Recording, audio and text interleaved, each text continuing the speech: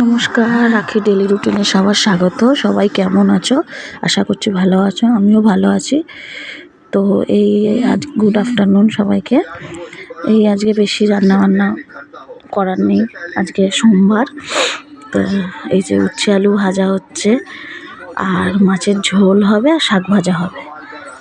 তো ভাবলাম একটুখানি ভিডিও করে সবার সাথে একটু শেয়ার করি। প্রথম নতুন চ্যানেল, তো কি করব কি না করব ভেবেই পাচ্ছি না। তোমরা সবাই প্লিজ দেখো, শেয়ার করো, কমেন্ট করো, চ্যানেলটাকে সাবস্ক্রাইব করো। আর কি বলবো, সবাই ভালো থেকো। এই যে উচ্ছে আলু ভাজা বসিয়ে দিয়েছি, বসিয়ে দিয়ে এই ভাজা চলছে। একটু লাল লাল করে ভাজবো উচ্ছেটাকে। এই হয়েই এসছে আমার উচ্ছে ভাজা। এই উচ্ছে ভাজাটা নামিয়ে নেবো। তেলটা আসলে রান্না করছে আমার শাশুড়ি মা, আমি ক্যামেরাটা ধরে আছি, ওই জন্যে আমি ক্যামেরাটা ধরেছি, তো তাই উনি রান্নাটা করছে। তো তেলটা একটু বেশি দিয়ে ফেলেছে বলে তাই একটু ছেঁকে মানে একটু অল্প করে তুলছে। এই যে রুই মাছ রান্না হবে, মাছ ভাজাও বসিয়ে দিল। মাছগুলো সব ভেজে নেবে একসাথে। মাছ ভাজা হয়ে গেছে, এবার আমাদের শাক ভাজা হবে। শুকনো লঙ্কা ফোড়ন দিয়েছে, পেঁয়াজ দেবে, পেঁয়াজ রসুন সব দিয়ে লাল শাক ভাজা হবে।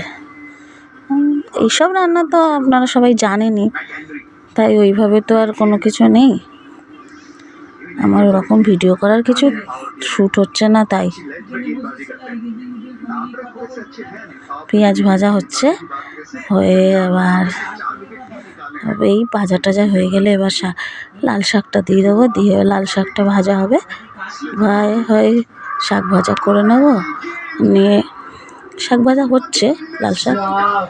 এই যে আমাদের আর একটা করে মাছ ভাজা হচ্ছিল, মাছটা নামিয়ে নিয়েছে। এই যে ফুলকপি আলু দিয়ে তরকারি হবে। আমার সাইড থেকে একটু আওয়াজ হচ্ছে, আসলে সবাই এই সাইড থেকে একটু আওয়াজ হচ্ছে, সবাই কথা বলছে, তো তাই। এই যে ফুলকপি টালুগুলো ভাজা হচ্ছে, ফুলকপি আলু দিয়ে রুই মাছের ঝোল হবে। তো ওইগুলো ভাজা হয়ে গেছে, তাই জন্যে ওইগুলো ভাজা চলছে। আসলে সব কিছুই একটু সমস্যা হচ্ছে, নতুন তো ওইভাবে কি করব না করব ভেবে উঠতে পারছি না। এই জন্যে অল্প যেটুখানি পারছি করছি। তোমরা সবাই আমার পাশে থেকো, কিছু ভুল হলে বলে দিও কোনটা কি করতে হবে। আমার পাশে একটু আসলে আওয়াজ হচ্ছে, আমার শ্বশুরমশাই ওদিকে কথা বলছে, গান গাইছে, গান হচ্ছে, তাই জন্য।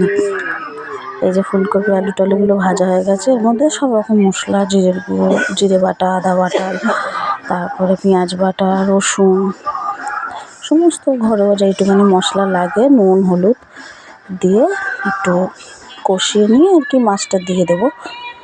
দিয়ে আমার শাশুড়ি মা এই মাছের ঝোলটা আবার একটু অন্যরকম করে, মানে এইগুলো আগে ভেজে নিল, এবার মশলা টশলা দিয়ে কষিয়ে দিল, দিয়ে এবার নামিয়ে নেবে।